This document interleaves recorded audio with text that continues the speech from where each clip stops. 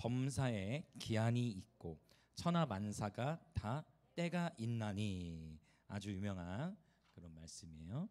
자, 그래서 여기 이 범사에 기한이 있다라고 했어요. 기한이라는 단어는 히브리어로 제만이라는 단어를 쓰는데, 이 제만이라는 단어는 이제 신약 성경에서는 어떤 단어로 쓰느냐, 크로노스라는 단어로 바꿔 쓸 수 있어요. 그 다음에 자, 범사에 기한이 있고 천하만사가 다 때가 있다라는 단어. 때가 있다 했을 때는 에트라는 단어를 쓰는데, 이건 헬라어로 여러분 들어보셨을 거예요. 카이로스라는 단어를 쓰게 됩니다. 그래서 이 제만과 에트인데, 이제 크로노스는 일종의 일단 연도가 있으면 이게 쭉 흘러가는 시간을 말해요. 여러분, 흘러가는 시간도 우리에게 너무 소중해요. 하루하루가, 그렇죠? 하루하루가 너무나 소중하잖아요. 네, 세월이 정말 빠르죠. 크로노스는 흘러가는 시간을 말한다면, 카이로스는 흘러가는 시간 속에서 하나님께서 특정한 일들을 행하기로 작정하신 때, 그러한 때를 우리는 뭐라고 표현하냐면 카이로스로 이제 표현을 해요. 그래서 이러한 흘러가는 시간 속에서 특정한 하나님의 어떤 정하신 그런 때들이 있어요. 성경의 언약을 통해서 우리가 보자면은 하나님께서 이스라엘 백성들, 정확하게 너희가 바벨론의 포로로 끌려갔다가 뭐 70년 만에 돌아오게 되리라, 이러한 때, 또 다니엘서에 보면은 네 짐승이 나오는데, 네, 바벨론, 또 메데 페르시아, 그다음에 헬라, 그다음에 이 로마에 이르는 이 모든 그 시간들, 제국의, 심지어 어떤 제국이 역사적으로 힘을 발휘하느냐에 대한 이 모든 때도 누구의 손에 달려 있다는 거예요? 하나님의 손에 달려 있다라는 거예요. 그래서 하나님께서는 다니엘서에도 보면 이 때에 대한 얘기를 많이 하는데, 이 느부갓네살 왕이 하나님 앞에서 교만한 마음을 품었을 때 하루아침에 느부갓네살 왕의 총명을 걷어가 버리셨어. 그래서 7년이라는 시간 동안 느부갓네살이 짐승과 같이 되어서 광야를 유린했다. 그 가운데 하나님이 7년이 지나서 다시 느부갓네살에게 총명을 돌려주시고, 느부갓네살의 총명이 돌아오자 하나님을 찬양하게 되었더라라는 거예요. 그래서 우리가 신앙생활을 할 때 이 유의해야 될 것은 뭐냐면, 매사에 최선을 다하되 하나님의 이 때가 있음을, 하나님의 때가 있음을. 그래서 이 카이로스라는 단어가 또 유명한 구절에 담겨 있어요. 갈라디아에서 보면 선을 행하되 낙심하지 말지니 포기하지 아니하면 뭐가 이르러요? 여기서 바로 카이로스의 이 크로노스가 아니라 하나님의 때가 이르러. 우리는 하나님이 정하신 때, 이 하나님이 어떤 일을 행하시기로 한 그때에 대해서 온전히 알 수 없지만, 우리는 선을 행하되 낙심치 않는 거예요. 그러면 흘러가는 크로노스의 시간대에서 하나님이 카이로스의 때를 여시는 거예요. 하나님이 하고자 하시면 그 일을 막을 사람이 없는 줄 믿습니다. 주님을 요한계시록에서는 다윗의 열쇠를 가지신 이로 소개하죠. 그분이 열고자 하면 닫을 사람이 없습니다. 그분이 닫으시면 열 수가 없어요. 할렐루야. 그래서 주님께서, 할렐루야, 여러분 축복합니다. 주님께서 은석 문화홀을 여신 줄 믿습니다. 주님이 여신 거예요. 주님이 여셨고 우리는 그것에 따라가는 것인 줄 믿습니다. 주님이 열면 닫을 자가 없고 닫으면 열 자가 없기 때문에, 여러분, 우리는 오직 하나님의 시간을 신뢰하면서 오늘 또 그분과 함께 친밀한 예배자의 동행으로 그렇게 살아가는 저와 여러분 되었으면 좋겠습니다. 그래서 이 범사의 기한이다. 이 범사라는 단어는 또 라콜, 모든 것을 말하는데 모든 것 기한이 있다. 즉 이 흐르는 세월은 어느 누구도 막을 수 없다라는 것을 말하고, 천하만사 다 어떤 특정한 일이 일어날 때가 있다는 건데, 이 2절부터 이제 8절까지의 내용을 보면 여기에는 운율이 담겨 있어요. 그래서 흥미롭게도 이렇게 들숨과 날숨처럼 장단에 맞춰서 호흡하면서 이제 읽는 그런 부분인데, 2절부터 8절을 우리가 같이 한번 읽어볼게요. 자, 흥미로운 그런 때에 대한 이야기가 계속 나오죠. 자, 특별히 여기서 쓰인 이 때라는 단어는, 자, 그러면 여러분 어때요? 2절부터 8절 먼저 읽고 둘 중에, 자, 제만하고 에트 중에 2절부터 8절에 나오는 모든 단어가 제만일지 에트일지 읽고 나서 우리가 한번 맞춰보도록 하죠. 2절부터 8절을 같이 읽어봅니다. 시작.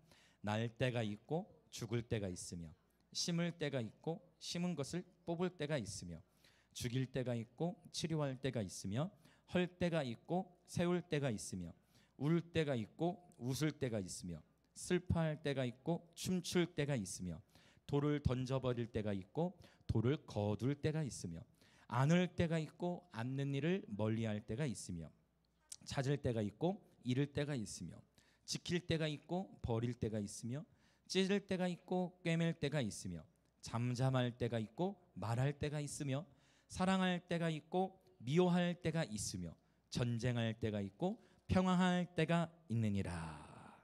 네. 계속 때에 대한 얘기를 해요. 자, 제만이 있었을까요? 아니면 에트가 있었을까요? 2절부터 8절에 뭐 좀 느낌이 오지 않습니까? 자, 저와 여러분이 태어날 때를 정할 수 있을까요? 우리가 정하지 않죠. 내가 나는 몇 년 몇 월 며칠에 태어나야 되겠다 이렇게 할 수 있는 사람이 없는 거예요. 나는 몇 년 몇 월 며칠에 나는 죽어야 되겠다. 우리가 정할 수 있는 크로노스 막을 수 없어요. 그래서 여기서 말하는 날 때가 있고 죽을 때 이때 바로 다 히브리어로 뭐가 쓰였냐면 에트가 쓰였어요. 에트.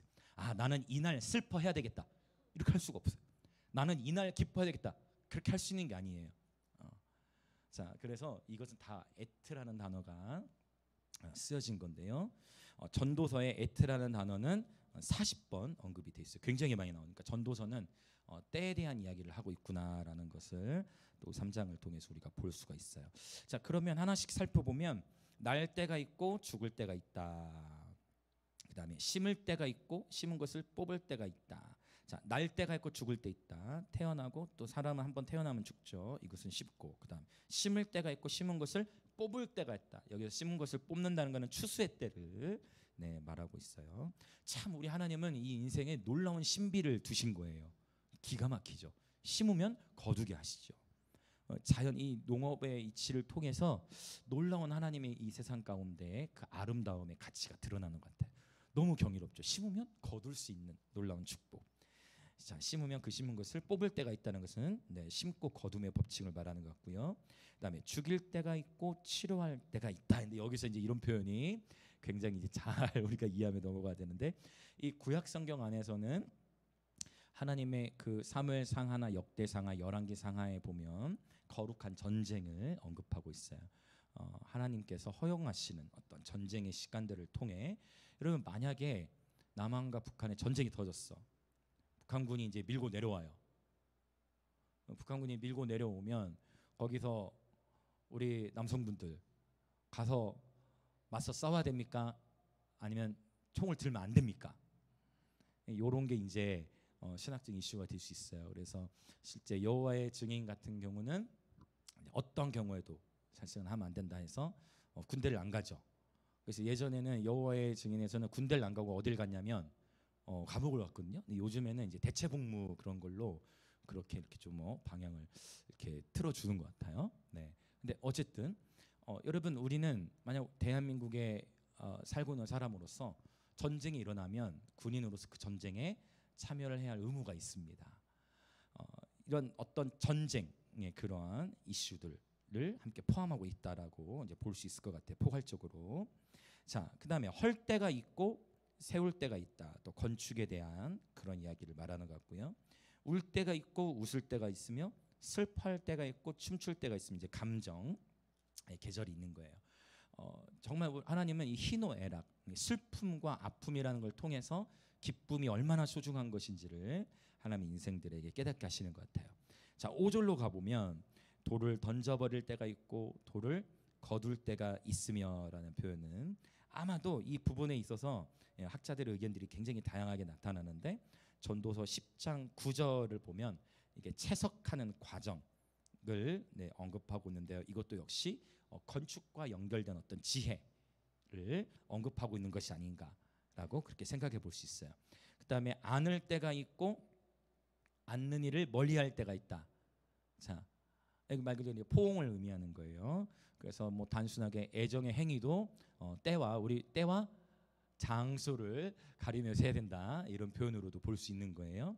네, 여기서 이제 어떤 학자는 이 안다라는 표현을 이제 어떤 성적인 그런 행위로까지 이제 연결해서 이해하고 또 가르친 그런 학자들도 있습니다. 자, 6절에 가서 보면 찾을 때가 있고 잃을 때가 있으며 지킬 때가 있고 버릴 때가 있으며 어떤 소유물에 관해서 그것을 찾을 때도 있지만 잃어버릴 때도 있다. 또 어떤 하나님 내게 주신 그 소유를 지켜야 할 때가 있고 내려놓아야 할 때가 있다. 뭐 이런 표현으로도 볼 수가 있겠어요. 자, 찢을 때가 있고 꿰맬 때가 있으며 잠잠할 때가 있고 말할 때가 있으며 이 유대인들에게 있어서 이 침묵이라는 것은 최고의 미덕 중에 하나로 알려져 있습니다. 그래서 여러분 한번 이거 읽고 올까요? 우리 전도서 5장 2절에 보면 흥미로운 표현이 하나 있어요. 전도서 5장 2절을 한번 읽고 오겠습니다. 자, 읽어볼게요. 시작. 너는 하나님 앞에서 함부로 입을 열지 말며 급한 마음으로 말을 내지 말라. 하나님은 하늘에 계시고 너는 땅에 있음이니라. 그런즉 마땅히 말을 적게 할 것이라. 마땅히 말을 적게 할 것이라. 여러분, 말을 많이 하기가 쉽습니까? 말을 적게 하기가 더 쉽습니까? 뭐 개인차가 있을 것 같네요. 네, 사람마다 이제 다를 수 있겠지만, 네, 마땅히 하나님 앞에서 함부로 입을 열지 말며 급한 마음으로 말을 내지 말라라고 말씀하고 있어요. 그래서 잠잠할 때가 있고 말할 때가 있다라는 것을 하나님 말씀하시고, 그다음에 자, 또 8절 사랑할 때가 있고 미워할 때가 있으며 전쟁할 때가 있고 평화할 때가 있느니라라고 했어요. 그래서 구약에서의 전쟁의 이슈들은 하나님께서 이 심판의 수단으로 사용하셨어요. 하나님의 백성이 말을 안 들으면 저기 아수르 몽둥이라는 표현을 써요. 그래서 이방 제국들을 끌어다가 하나님의 백성을 치게 하시는 거예요. 이러한 표현이 구약성의 전체는 사실 어떻게 보면 구약성은 다 전쟁 이야기예요. 구약성은 다 전쟁 이야기예요. 이스라엘 백성이 말한 사사기도 다 전쟁 이야기. 하나님 말씀에 순종하지 않으면 하나님께서 또 준비하셔. 기가 막히게 적군을 하나님은 딱 등장하셔. 적군도 바꿔 가시면서 한 나라로만 치지 않고 계속 다양한 나라들을 통해서 하나님의 백성들 순종하지 않으면 하나님의 백성을 치게 하시는 거예요. 그러니까 하나님의 백성이 전쟁 가운데 들어가서 겸손해지면 겸손해져서 하나님을 또 부르짖으면 다시 하나님께서 회복시켜 주셨다가 그 회복됐는데 또 하나님의 부르심을 다 감당치 않고 그냥 평안하다 하여 나태해지기 시작할 때 또 하나님은 적군을 다른 군대를 보내셔가지고 하나님의 백성들 가운데 전쟁을 허락하시는 거예요. 그래서 구약에서의 전쟁은 하나님께서 이 심판의 수단으로 사용하셔요. 신약에서의 전쟁은 예수님의 재림이 다가오고 있음을 알리는 수단이에요. 그래서 마태복음, 마가복음, 누가복음에서도 난리와 난리의 소문에 대해서도 말씀하시고, 그 다음에 전쟁, 그렇죠? 이것을 요한계시록 6장에서도 칼과 기근, 그 다음에 전염병, 땅의 짐승들. 여기서 말하는 칼은 뭘 의미하겠어요? 성경에 기록된 당시에는 총이 없습니다. 그 말하는 칼은 뭘 의미해요? 전쟁을 의미하는 거예요. 자, 구약에서 정말 이 전쟁을 이렇게 사용하신 거예요. 자, 그러면 이거 또 오랜만에 이 구절 한번 읽어보고 가면 좋겠다는 마음이 지금 즉시로 들어서 한번 읽어보고 오면 좋을 것 같아요. 에스겔서 한번 가볼게요. 에스겔 14장. 하나님의 말씀 속에 온 세상이 돌아가는 모든 그 이치가 다 담겨져 있는 것을 보게 됩니다. 에스겔 14장 21절부터 23절. 자, 같이 읽어볼게요. 시작.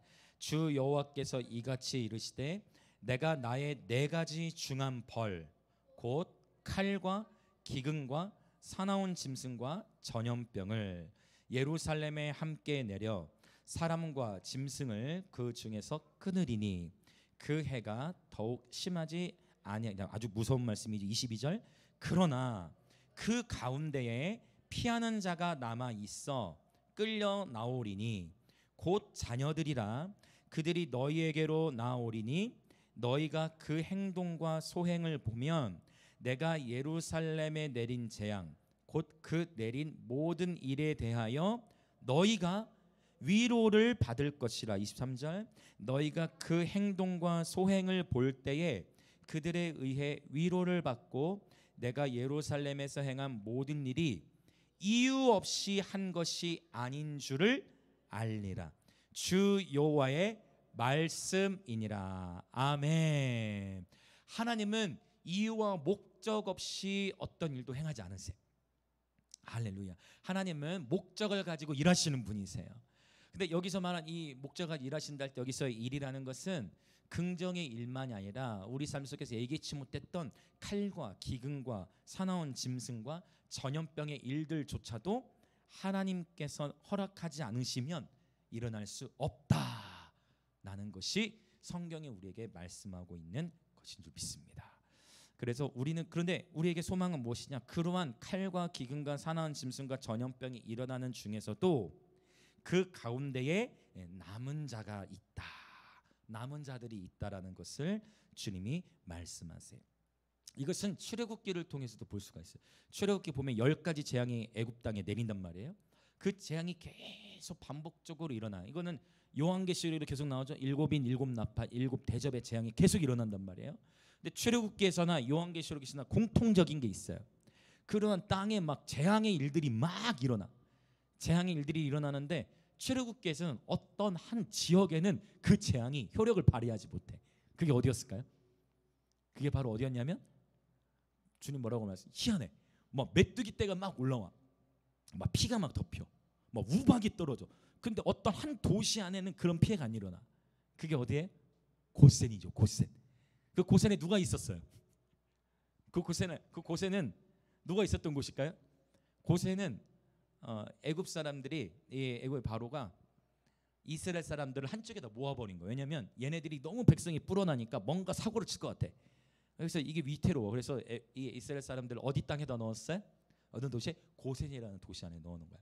고센이라는 거는 그렇게 화려한 곳이 아니에요. 근데 오히려 그 고센 땅이 그러니까 일종의 우리식으로 말하면 수도가 아니에요. 고센 땅을 하나님께서 보호하셨는데 그 보호하신 이유 그 땅에 누가 있었기 때문에 이스라엘 백성이 있었기 때문에 보호하셨어요. 놀라운 거죠. 근데 이러한 보호하심의 원리가 요한계시록에도 있다는 거예요.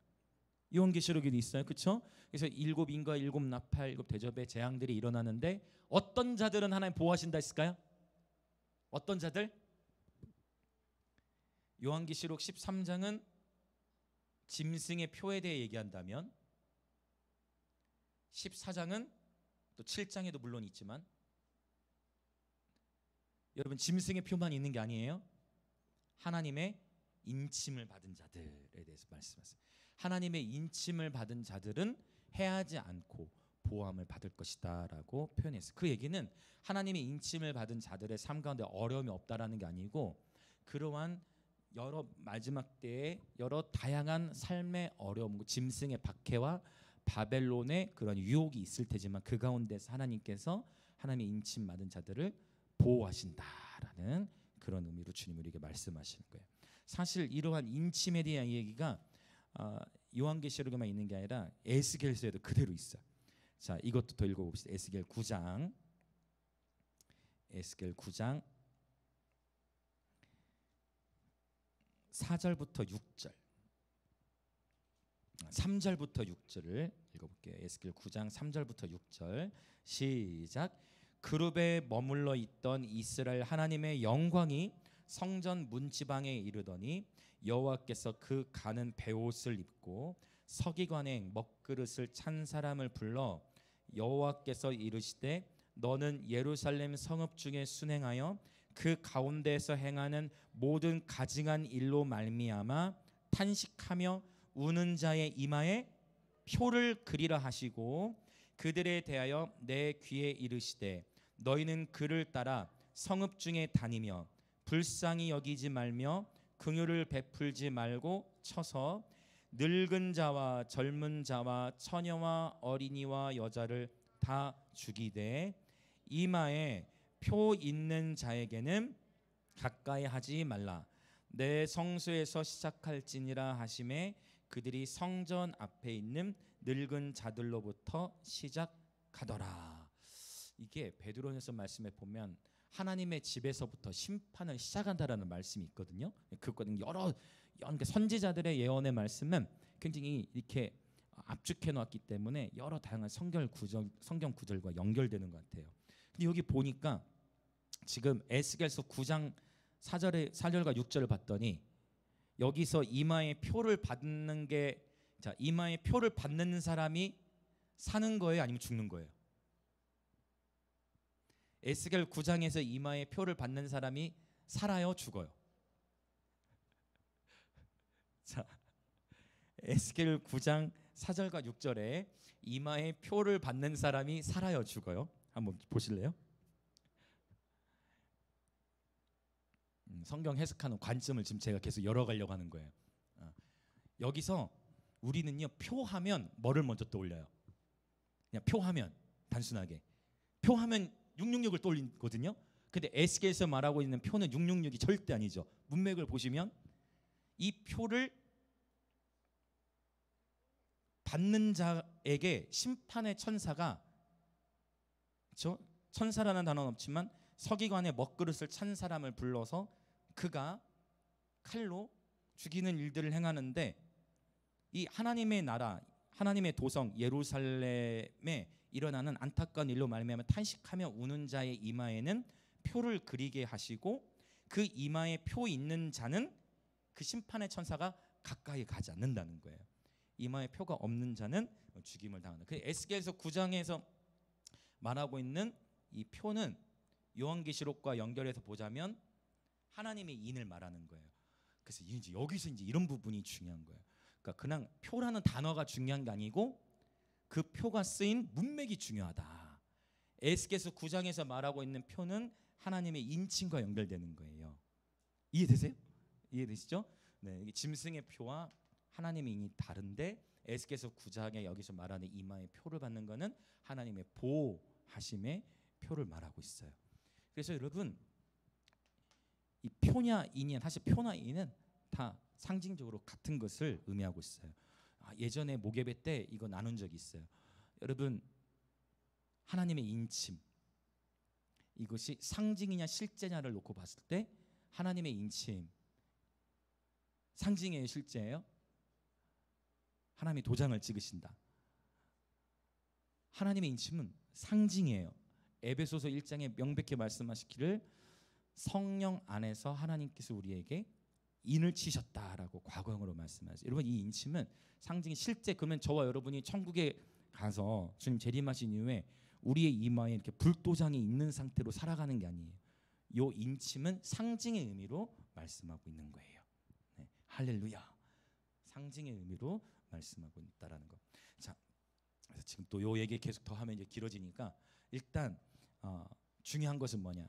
여러 칼과 기근과 또 땅의 짐승들, 또 전염병의 일들로 인해 세상 창조된 이래로 계속 이러한 일들은 반복되고 있지만, 그러나 하나님의 인침을 받은 자들은 하나님께서 보호하신다라는 거예요. 때로는 순교를 받는다, 순교적인 정황에 들어간다 하더라도 우리 인간적인 인식에서는 순교 당하는 자들은 보호를 받지 못한 것처럼 여겨지지만, 순교자들은 하나님의 영광의 최고 반열에 서게 돼 있어요. 하나님의 보호자 가장 가까운 곳에 거하게 될 자들이 순교자들이에요. 이것은 우리가 굉장히 이생의 관점에서는 이해하기 어려운, 왜냐? 인간의 관점에서 할 수만 있으면 순교를 피하고 오래오래 이 땅에 살고 싶은 마음이 우리 모두에게 있기 때문이에요. 그래서 제가 믿기로 순교라는 것은 내가 하고 싶다 해서 할 수 있는 게 아니고 하나님의 부르심인 것 같아. 하나님의 부르심. 하나님의 부르심이에요. 순교라는 것은 하나님의 부르심이다. 아벨에게는 하나님께서 예수의 피와 견주도록 하기 위해 순교자로 부르셨다라는 것. 하나님은 바울을, 또 예수님의 제자들을 그분이 택하셔서, 그렇죠, 그분이 부르셨고 그분이 택하셔서 순교적 사명을 감당케 하셨어요. 중요한 것은 저와 여러분이, 우리는 이제 오늘 전도 3장과 이제 이게 이렇게 연결이 돼요. 우리는 우리 앞에 일을 알 수 없기 때문에 하루하루 최선을 다해 이제 살아가는 거예요. 저와 여러분이 순교자로 부름을 받았을지, 아니면 직접적인 순교는 아니지만 순교적인 삶을 살아가도록 하나님 부르셨을지는 이제 우리가 알 수 없기 때문에, 오늘 또 우리는 우리에게 주어진 삶의 자리에서 최선을 다해 하나님과 동행하며 살아가야 한다. 이것이 하나님 우리에게 전도서를 통해 하시는 말씀이세요. 여러분 축복합니다. 그래서 이 순교자의 영광, 이것은 내가 선택해서 한다는 것이 아니라 성령께서 그 하나님의 부르심을 따라 순교자로 부르신 어떤 그 부르심이 있는 것 같아요. 그래서 이런 부분에 여러분 좀 너무 두려워하지 마시고 긴장하지 마시고 하나님은 저와 여러분의 모든 인생을 아시는 분인 줄 믿습니다. 우리 삶을 향한 여러분의 삶을 향한 하나님의 놀라운 부르심이 있어요. 자, 우리 옆에 계신 분들 한번 인사합시다. 하나님께서는 당신을 향해 놀라운 계획을 가지고 계십니다. 네, 여러분 축복합니다. 그래서 우리는 우리 미래 일을 알 수 없기 때문에 오늘의 하루가 마지막인 것처럼 살아가는 것이죠. 자, 이 전도서 3장 이야기로 다시 돌아와서 보면 1절부터 8절에 대한 이야기는 바로 이 때에 대한 이야기. 자, 그러면서 이제 전도서 1장, 2장에서 했던 이야기들이 이제 9절부터 22절에 반복해서 나타나는 것을 보게 되는데요. 자, 10절을 읽어볼까요? 10절. 자, 같이 읽겠습니다. 시작. 하나님이 인생들에게 노고를 주사 애쓰게 하신 것을 내가 보았노라. 어느 누구의 인생도 우리는 결코 폄하해서는 안 된다. 모든 사람마다 각 사람의 또 믿음의 분량이 있듯이 각 사람마다 저마다 통과하고 있는 아픔과 어려움들이 있어요. 그래서 결코 어느 누구를 향해서도 우리는 정죄할 수 없다. 자, 옆에 계신 분들에게 이렇게 한번 인사합시다. 정말 수고 많으십니다. 서로를 우리는 이해하고 배려해야 돼요. 각자 하는 일이 다르고 각자 통과하고 있는 삶의 계절이 다르겠죠. 그럼에도 불구하고 저마다 여러분 각자 삶에서 감당해야 될 무게가 있고 저마다 애쓰고 있다라는, 그래서 모든 지체들을 향해 모든 사람을 향해 배려하고 존중할 수 있는 그런 너그러운 마음이 저와 여러분 모두에게 있으시길 축복합니다. 자, 11절도 아주 유명한 말씀이에요. 자, 3장 11절 읽어볼까요? 시작. 하나님이 모든 것을 지으시되 때를 따라 아름답게 하셨고 또 사람들에게는 영원을 사모하는 마음을 주셨느니라. 그러나 하나님이 하시는 일의 시종을 사람으로 측량할 수 없게 하셨도다. 여러분, 영원을 사모하는 마음을 모든 사람에게 주셨대요. 굉장히 시적으로 아름답게 표현했지만 영원을 사모하는 마음을 단순하게 표현하면 어떤 마음이겠어요? 영원을 사모하는 마음. 여러분, 단순하게, 여러분 이거 아주 아름다운 표현이지만 단순하게 죽고 싶지 않은 마음이에요. 영원히 살고 싶은 마음, 영원을 사모하는 마음을 단순하게 표현하면 더 오래 살고 싶고 영원히 살고 싶은 그런 마음. 근데 이건 하나님께서 넣어주신 마음이라는 거예요. 실제 여러분 우리는 알잖아요. 이 생이 끝난다 할지라도 이 생에서 맞이하는 죽음은 끝이 아니라 이사가는 것이다. 이 생의 죽음은 천국으로 이사가는 것이다. 자, 또 인사해 봅시다. 이 생의 죽음은 천국으로 이사가는 것입니다. 이걸로 우리가 전도해야 돼요. 죽음의 문제, 세상은 죽음의 문제를 해결할 수가 없죠. 오직 복음 안에서만 이 죽음의 문제를 해결할 수 있죠. 하나님이 모든 것을 지으실 때 때를 따라 아름답게 하셨다. 하나님은 하나님이 창조하신 그 모든 것을 통해 그분의 아름다움을 드러내시는 분이세요. 그래서 우리가 은혜가 충만하면 하나님이 만드신 그 모든 피조물들을 보고 막 감격하게 되어져요. 여러분, 이러한 감정이 회복되듯이 축복합니다. 여러분, 아름다운 바다를 보고 막 감격하시길 축복합니다. 여러분, 막 하나님이 창조하시고 막 계절을 따라 피어나는 꽃을 보고서도 감격하시길 축복합니다. 우리 아버지들도 꽃을 보고 감격하시길 축복합니다. 이 어려운 부분일 수도 있지. 남자들은 꽃, 그래서 저는 적어도 그래. 여러분은 안 그러실 수 있겠지만 꽃을 보고 이 감각이 회복되기까지는 오랜 시간이 걸린 것 같아요. 꽃을 보고 덤덤해요. 꽃은 그냥 꽃이다. 이렇게 생각했던. 아니죠. 꽃은 꽃이다. 아니요. 하나님이 창조하시. 그래서 주님을 만날수록 이 아름다움을 볼 수 있는 눈이 열려지는 것 같아요. 할렐루야. 하나님이 창조하신 피조물들을 보고 아름다움, 이 아름다움, 하나님이 창조하신 만물을 보고 아름다움을 경험하실 수 있으시기를 예수 이름으로 축복합니다. 그래서 여러분, 이 아름다움,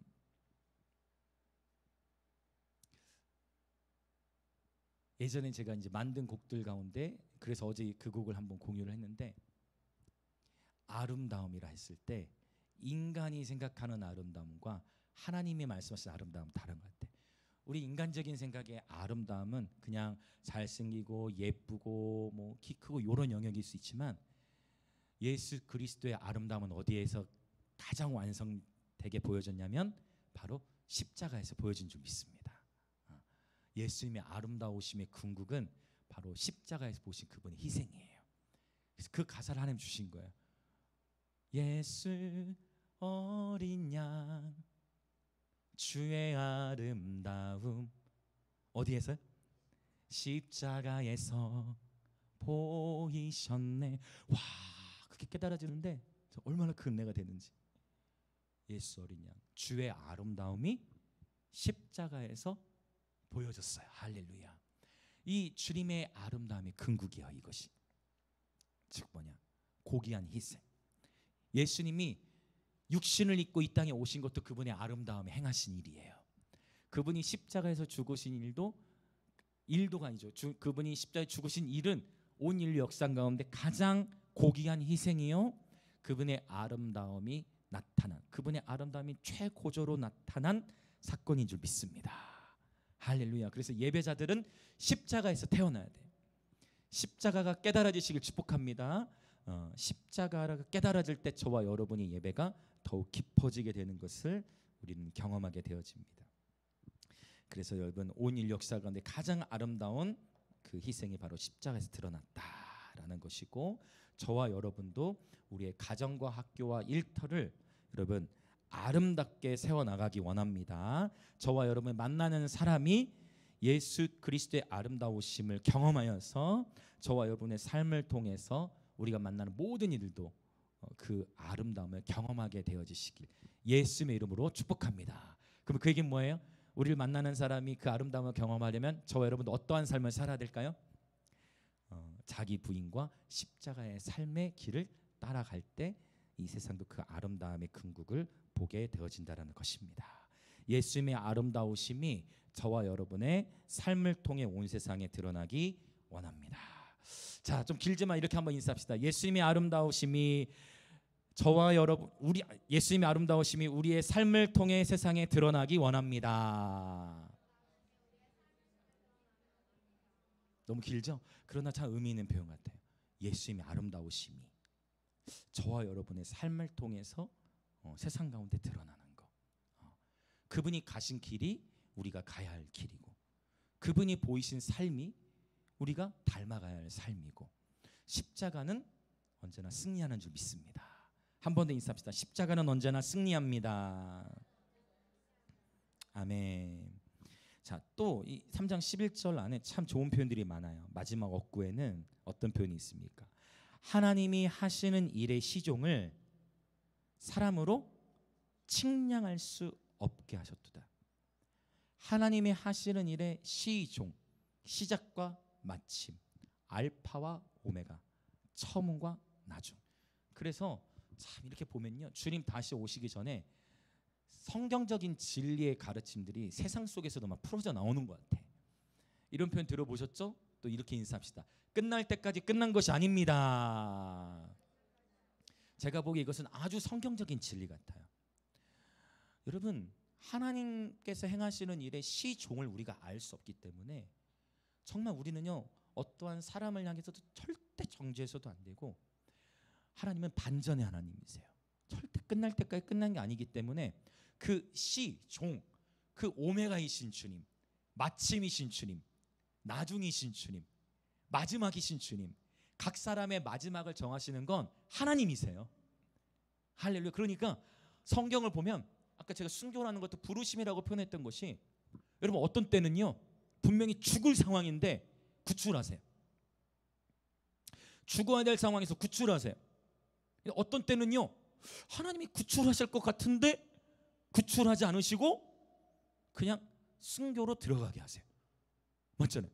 그래서 그 모든 때는 하나님의 손안에 담겨 있구나, 하나님의 손안에 있구나는 것을 보게 되어져요. 하나님의 하시는 내 시종을 우리가 헤아릴 수 없기 때문에 오늘 또 저와 여러분은 어디까지 우리에게 맡기시고 어디까지 몇 세까지 우리의 삶을 허락하시고, 제가 주일에 나누려고 했는데 저희 교회 공동체적으로 후원하고 계신 선교사님이 있어요. 감비아에 유대영 선교사님이신데 몸이 좀 안 좋으셔서 한국에 들어오셔서 검사 받으시려고. 근데 며칠 전에 여러분도 같이 기도해 주세요. 보신 분들도 계실 건데 유대영 선교사님이 위암 판정을 받으셨어. 그래서 야, 근데 다행히 초기라고 해서 이제 저희 감비아에 후원하고 계신 이제 선교사님이신데 이제 그 진료도 잘 받으셔야 되겠죠. 다행히 그걸 또 빨리 발견하셔. 근데 제가 너무 놀란 건 예전에도 선교사님이 건강이 안 좋으실 때, 안 좋으실 때가 아니지, 안식년차, 그때는 건강이 안 좋으신 게 아니라 안식년차 들어오셨는데 막 코피가 나고 막 했던 거예요. 들어왔는데, 아파서 온 게 아니라 안식년차 왔는데, 근데 그러고 병원에 갔는데 이제 혈관이 막혀 있어서 혈관 이제 스텐 시술도 받으시고, 참 타이밍이 기가 막혀. 만약 감비아에 있을 때 그러한 일들이 굉장히 위급했을 건데, 한국에 왔을 때 안식년차 들어왔는데, 그때 그래서 선교사님 되게 담대하세요. 되게 담담하게 허허허허 하시면서, 하나님이 내 인생의 마지막 시즌을 준비하라고 하나님이 한국에 안식년차 들어왔는데 이렇게 수술을 하게 하시는구나라고 담담하게 이렇게 표현하시는 것을 제가 보았어요.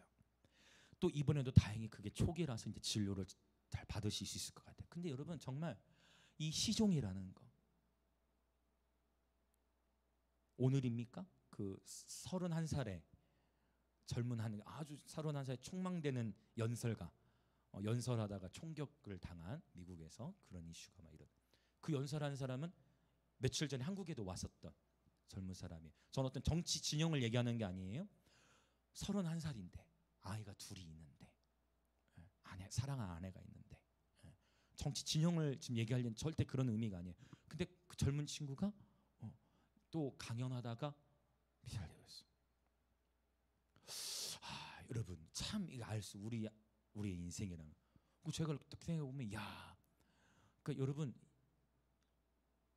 종을 알 수 없는 거예요. 종을 하나님이 부르시면, 또 우리가 예기치 못했던 일들 속에 하나님이 강권적으로 보여주시지 않으면, 또 하나님의 부르심 속에 언제든 주님이 오늘 밤에도 우리를 부르시면 우리는 가는 거예요. 그래서 여러분, 정말 아침에 눈 떴다, 아침에 알람이 딱 울린다, 아우 더 자고 싶다, 알람이 울렸는데 아우 피곤한데 할 수도 있겠죠. 그러나 아침에 알람이 울렸다, 반대로 해보는 거예요. 아침에 알람이 울렸다, 내가 살아있구나. 자다가도 심장 마비로 가는 그거 되게 많잖아요. 그런 경우 아침에 알람이 울렸다, 야, 하나님 오늘 또 내게 호흡을 주셨구나. 다음 주에 그 노래 하려고, 굿네스 오브가 내게 주신 호흡으로 선하신 주 찬양하리라. 오늘 눈을 떴다, 야, 오늘 또 하나님 내게 하루를 주셨구나.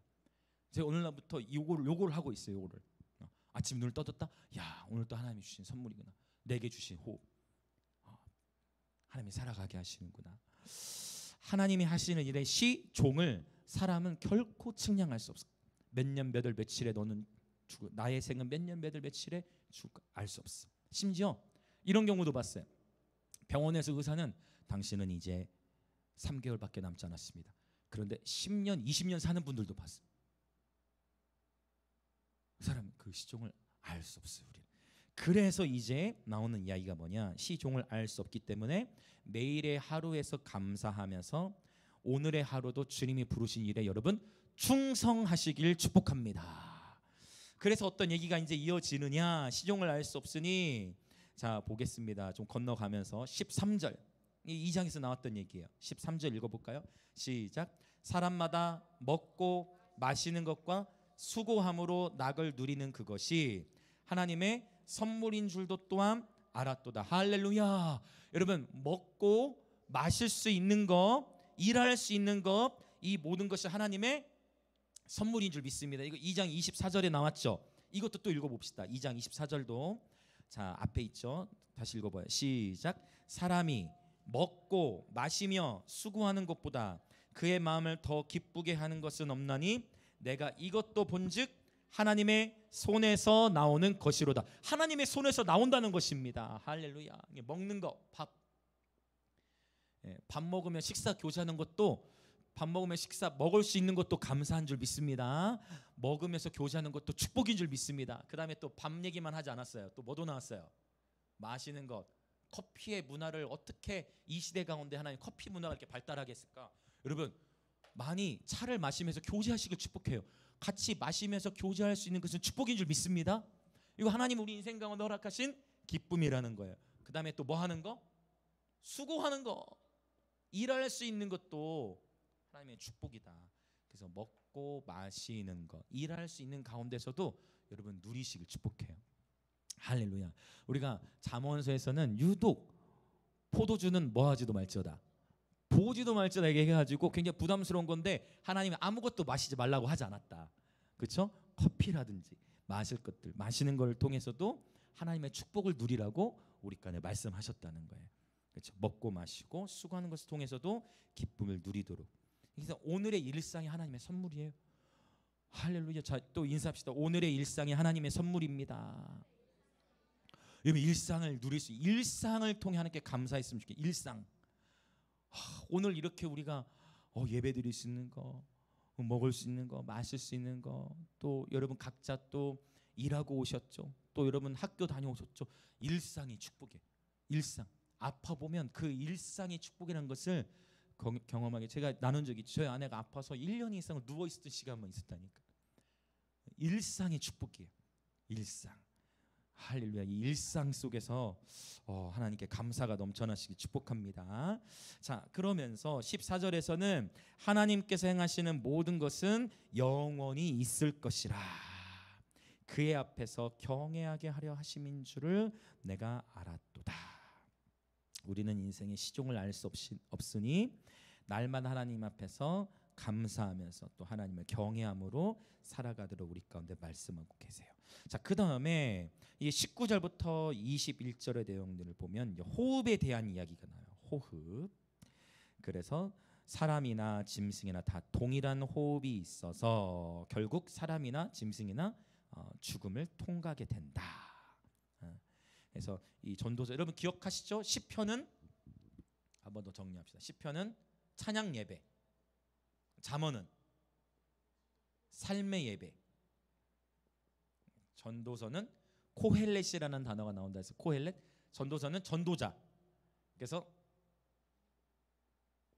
찬양 예배, 그리고 우리의 삶이 하나님 앞에 예배가 되어지면 삶이 예배가 될 때 전도가 되어진다라는 것이 시편, 잠언, 전도서의 흐름이라는 걸 볼 수 있어요. 그래서 왜 자꾸만 전도에서 헛되다는 걸 많이 얘기하느냐? 죽음, 헛됨, 인생이 헛되고 이 죽음을 인간 스스로 해결할 수 없다라는 것을 그것으로 도전하면서 전도하라는 것을 지금 전도서의 저자는 우리에게 말씀하고 있는 것이에요. 자, 호흡이라는 단어를 19절 20절에 쓰고 있는데 이 얘기를 지금 하는 이유가 있어요. 19절 20절 이 호흡은 루아흐, 아주 유명한 단어죠. 루아흐는 크게 세 가지 단어로 번역이 되는데 영, 호흡, 바람으로 번역이 되어져요. 자, 그러면 21절, 이게 논란이 될 수 있는 그런 표현이기 때문에 이건 보고 넘어가려고요. 21절을 같이 읽어볼까요? 자, 시작. 인생들의 혼은 위로 올라가고 짐승의 혼은 아래 곧 땅으로 내려가는 줄을 누가 알랴. 사실 이 표현을 쓰기 전에 1절부터 8절에서는 들숨과 날숨을 이렇게 호흡하면서 읽는 그러한 문학적인 그런 단락이다라고 말씀을 드렸어요. 그래서 이 어떻게 표현되는, 날 때가 있고 죽을 때가 있고 심을 때가 있고 심을 뽑을 때 이렇게 대조하면서 이렇게 표현을 했죠. 그것처럼 호흡을 넣어서 읽으라라는 그런 의미가 문학적으로 담겨져 있는데 이 21절에 쓰인 인생들의 혼, 짐승의 혼 둘 다 히브리어로 루아흐가 쓰였기 때문에 논란이 되는 그런 구절이에요. 근데 루아흐는 영으로만, 그래서 이 부분이 왜 논란이 되겠어요? 그래서 짐승의 혼이라고 얘기돼 있기 때문에 그냥 복잡한 거예요. 왜냐하면 이게 히브리어로 봤더니 루아흐인데 그러면 짐승도 영이 있냐? 먼저 이렇게 되는 거예요. 짐승에 영이 있을까 없을까요? 짐승은 영이 없죠. 짐승은 영적 존재가 아닙니다. 짐승은 영적 존재가 아니에요. 여기서는 영어로 번역하기보다 이 단어가 동일하게 19절에 동일한 단어를 19절에 보면 인생에 당하는 일을 짐승도 당하나니 그들이 당하는 일이 일반이라. 다 동일한 호흡이 있어서. 오케이. 여기서 호흡에도 당연히 뭐가 쓰였겠어요? 히브리어로 정확히 루아흐가 쓰였어요. 그래서 21절도 이 전도서 3장의 전체 문맥의 흐름을 따라서 영으로 번역하기보다, 그러면 이게 짐승의 해석이 안 된다는 거예요. 어떻게 해석을 해야 된다? 이 성경은 루아흐의 세 가지를 다 쓰고 있기 때문에 여기서 어떻게 보는 게 좋다? 호흡으로 보는 것이 좋다로 이해할 수 있겠습니다. 정리가 되셨죠? 왜냐하면 이 21절이 이게 논란이 되기도 해요. 여기서 잘못하면 이제 여기서 이제 이게 이제 극단으로 가면 이제 윤회 사상 막 이런 쪽으로도 가고, 요게 잘못되면 이제 그 힌두교적인 교리로도 막 잘못 흘러갈 수도 있어요. 그래서 그런 거 힌두교 교리 여러분 아시죠? 목욕 재개를 막 하고, 근데 이게 살았을 때 선행을 제대로 못 사, 선행을 제대로 하지 못했어. 그러면은 죽고 이제 그 영혼이 어디로 들어간다. 그런 거 들은 적 없으세요? 여러분 다 거룩하시군요.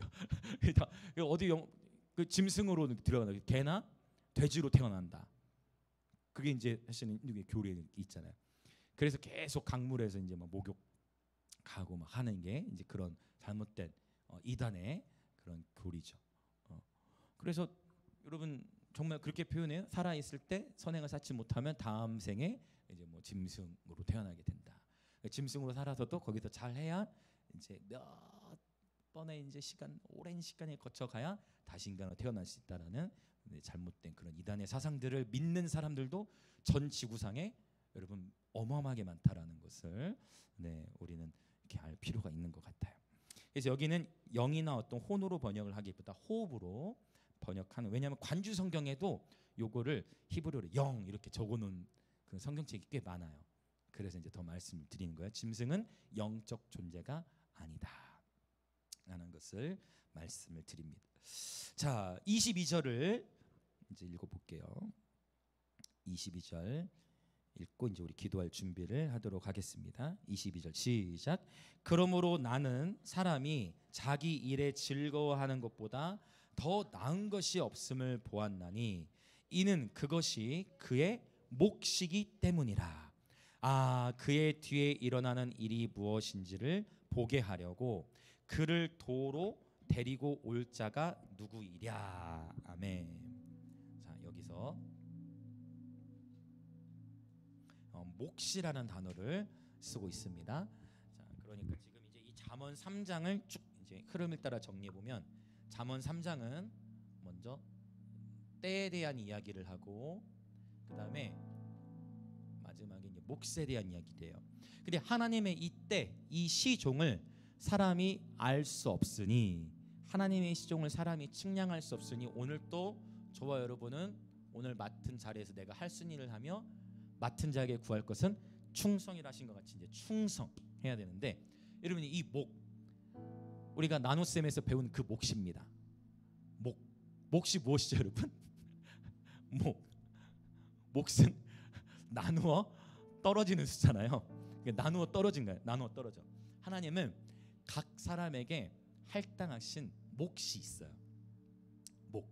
어느 한 사람만 하나님 나라의 모든 파일을 다 차지하게 하신 것이 아니라 하나님의 나라를 세워가고 하나님의 나라를 이뤄가는 데 있어서 각 사람만이 할 수 있는 역할이 있고, 각 사람에게 주신 또한 유업 또는 목 또는 기업, 포션이라고도 하죠. 그러한 유업, 기업, 목 다 다양하게 번역돼서 쓸 수 있는 그런 단어예요. 헬레크라는 단어. 자, 그러면 이제 또 오늘 이 얘기를 또 하고 이제 기도하려고 하는데, 우리 모두는 완벽할 수 없고 각자 감당할 수 있는 일, 각자 할 수 있는 일을 감당하는 거예요. 시편 16편의 6절에 보면 주께서 내게 줄로 재어주신 구역, 주께서 내게 줄로 재어주신 구역에 대해서 언급하고 있어요. 주께서 내게 줄로 재어주신 구역은 아름다운 곳에 있으며 나의 기업이 실로, 여기서 말한 나의 기업, 나의 몫은 아름답도다라는 그런 표현이에요.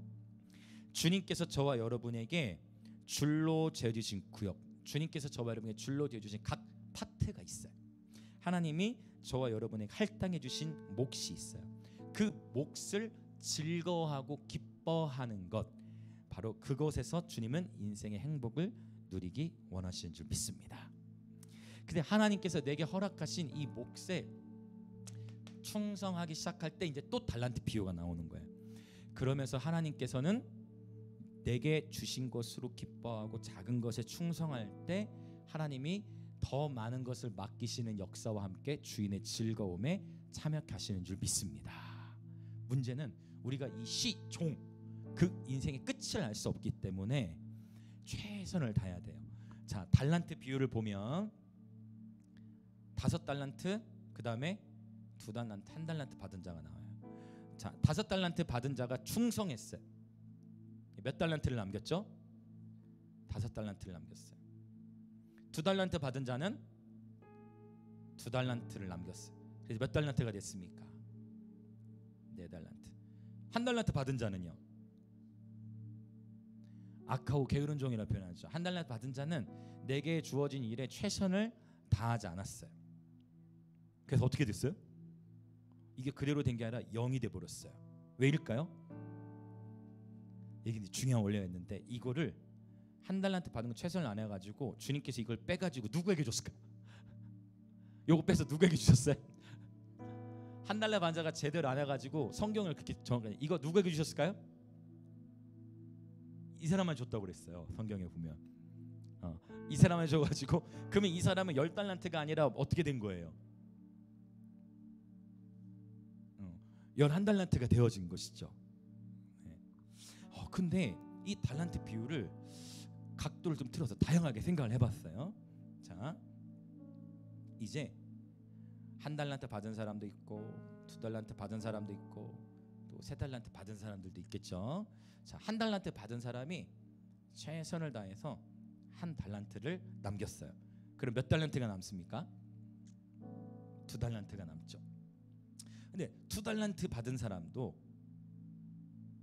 나름 했어요. 나름. 그래서 1달란트를 남겼어. 하나님이 내게 일을 맡기셨는데 일을 남겼어. 그럼 몇이 됩니까? 3이 돼요. 근데 3달란트 받은 사람이 3달란트를 받았는데 그걸 다 묻어버렸어.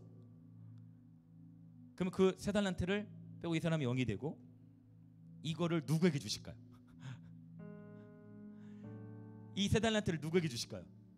이 사람에게 주실까요? 이 사람에게 주실까요? 자, 충성이라는 거는 이 피스티스라는 단어는 믿음이 가득 찬 상태를 의미해요. 그러니까 충성은 믿음이 가득 찬 상태. 하나님이 내게 맡겨주신 일이 있으면 그 일에 최선을 다하고 충성된, 믿음이 가득 찬 상태가 충성이기 때문에, 그래서 이 단어는 faithfulness, faith가 fullness, 가득 찬 걸 말하거든요. 그래서 이 충성의 원리를 따르자면요, 3달란트, 2달란트면 이 사람이 많이 남겼기 때문에 이거기로 갈 것 같지만, 누가 충성한 거예요? 누가 충성했어요? 이 사람이 충성했죠. 그 여기 있는 3달란트가 어디로 갈 것 같아요? 여러분, 여기로 가요. 그러면 이 사람은 몇 달란트가 돼요? 5달란트가 되는 거예요. 하나님께서 이 상태에서 이 사람의 인생을 끝내시면 이 사람은 이곳으로서 감사할 수 있어요. 근데 시종을 알 수 없기 때문에 그렇게 깨달았어요. 야, 1달란트 받은 자도 5달란트 받은 자처럼 감당하는 계절이 올 수도 있다. 그렇구나. 그래서 야, 내가 시작할 때 몇 달란트를 받았냐는 중요치 않은 거구나. 내가 시작할 때 어느 선에서 시작했냐는 중요한 게 아니고, 오늘 저와 여러분이 이 충성, 하나님이 내게 맡겨주시고 내게 보여주신 일에 최선을 다해 감당하는 삶의 태도가 중요한 것을 다시금 우리는 이 전도서와 달란트 비유들 통해 깨닫게 되는 것 같아요. 하나님은 때와 계절을 바꾸시는 분이세요. 우리가 충성할 때 하나님 우리에게 더 많은 것을 맡기시는 분 같아요. 제가 우리 하나님 그 예배, 이 은성물 나올 시작하게 되면서 하나님 많은 것을 깨닫게 하시는데 참 신기해.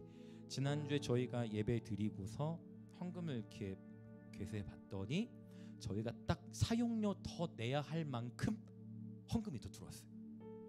딱 사용료 더 지불해요. 그래서 제가 깨달았어요. 아, 그냥 우리가 우리의 그냥 우리가 최선을 다해서 하고 있더니 하나님이 때와 계절을 바꾸셔서 은성 문화원로 인도하셨는데, 또 그 은성 문화원에서 예배 드릴 때는 사용료를 내야 했는데 그 사용료에 딱 맞는 금액으로 하나님이 축복해 주시면서 충성이 무엇인지를 다시 저도 깨닫게 되는 것 같아요. 여러분, 축복합니다. 하나님이 저와 여러분의 맡기신 일들에 지극히 작아 보일 일들에 최선을 다하시길 축복합니다. 이 한 달란트 자체도 결코 작은 게 아니에요. 그러나 시작의 단계가 어디냐와 관계없이 하나님은 바로 오늘 저와 여러분 할 수 있는 일에 최선을 다한 충성된 종이 되어질 때 하나님께서는 더욱 많은 것을 맡기실 줄 믿습니다. 우리 하나님은 때와 계절을 바꾸시는 분이세요. 그리고 그 하나님의 변화시키시는 때가 올 때까지 어쩌면 내가 생각하는 때보다 빨리 올 수도 있고 내가 생각하는 때보다 그 때가 늦게 올 수도 있어요. 중요한 건 하나님이 내게 주신 그 몫으로, 하나님이 내게 주신 그 몫으로 즐거워하시길 축복합니다. 오늘 또 하나님이 내게 주신 그 몫을 누리시면서, 일상을 누리시면서, 일상 가운데서 주님이 누리게 하신 먹고 마시고 수고하는 그 모든 삶의 자리에서 주님과 동행하는 축복을 누리시면서 충성할 때 하나님께서 카이로스, 그분의 정하신 때를 따라 줄로 재어주신 구역이 확장되어지는 것을 우리 모두 경험하게 되시길 예수님의 이름으로 축복합니다. 이 시간 우리 다 함께 기도하며 나아가겠습니다. 함께 기도합시다. 오 하나님, 하나님은 때와 계절을 바꾸시는 분임을 고백합니다. 날마다 먹고 마시며 수고함으로 주님께서 주시는 기쁨이 하나님의 선물임을 알아 누리며 살아가게 하시되, 하나님께서 지금 나에게 맡기신 그 일을 즐거움으로 감당하면서 주님이 주시는 몫으로 말미암아 기뻐하게 하여 주옵소서. 그러나 또한 하나님께서 행하시는 일에 종을 알 수 없으니, 언제 우리 인생의 끝이 이루어질지 알 수 없으니 오늘의 하루도 일상 속에서 주님과 동행하면서 최선을 다해 내가 할 수 있는, 가정과 학교와 일터에서 내가 할 수 있는 최선을 다한 삶으로 살아가게 하여 주시옵소서. 그런 충성된 예배자, 삶의 예배자 되게 하여 주시옵소서. 그래야 할 때 주님께서 확장을 일으키시고 우리의 몫을 증가시키시고 주님 새 일을 행하셔서 우리의 경계를 넓히시는 그 일들을 우리의 각 삶 속에서 경험하며 살아가도록 주님 축복하여 주시옵소서. 그렇게 주여 외치며 같이 기도합니다. 주여! 할렐루야, 할렐루야, 할렐루야. 예, 성령 하나님 감사합니다. 오늘 또 우리에게 새 날을 주시니 감사합니다. 오 성령님, 주님, 오늘 이 전도서 하나님의 때, 하나님의 시간에 대해 우리의 말씀하시니 감사합니다. 우리는 하나님의 시간을 다 헤아릴 수 없습니다. 우리는 하나님의 때를 다 알 수 없기에 한 사람의 인생의 종은 알 수 없고, 오 주님, 하나님의 그 마침 오메가 되심의 그 역사를, 그 시간을 우리가 다 알 수 없기에 오늘 또 주께서 우리가 허락하신 일상을 누리면서 오늘 또 호흡을 주셔서, 오늘 또 우리에게 호흡을 주셔서 먹고 마시며 수고할 수 있는 것, 이것이 하나님의 축복, 하나님의 선물임을 깨닫게 하여 주시고 우리에게 주신 일상으로 하나님께 감사하면서 오늘 내게 주신 목, 하나님께서 오늘 내게 주신 몫으로 즐거워하게 하여 주옵소서. 욕심으로서가 아니라 그저 하나님 내게 줄로 재어주신 구역 안에서, 내게 줄로 재어주신 구역이 아름다운 곳에 있으니 주님이 내게 맡기신 것으로 인해 즐거워하고 그 몫을 누릴 수 있는 기쁨이 있게 하시고 그 가운데서 최선을 다해 삶을 살아가고 충성된 예배자가 되어 믿음이 가득 차서 충성된 상태로 주님 앞에 충성된 삶으로 살아갈 때에 주께서 때와 계절을 바꾸셔서 가정과 학교와 일터에서 승진과 다니엘을 주께서 때를 따라 높이시고 요셉을 때를 따라 높이시고 다윗을 때를 따라 높이시고 에스더가 이 때를 위하여 준비됨이 아니냐라고 고백한 것처럼 하나님의 시간, 하나님의 때, 하나님의 계절을 위하여 준비될 수 있도록 오늘 내게 주님 부르신 자리, 나를 부르신 자리,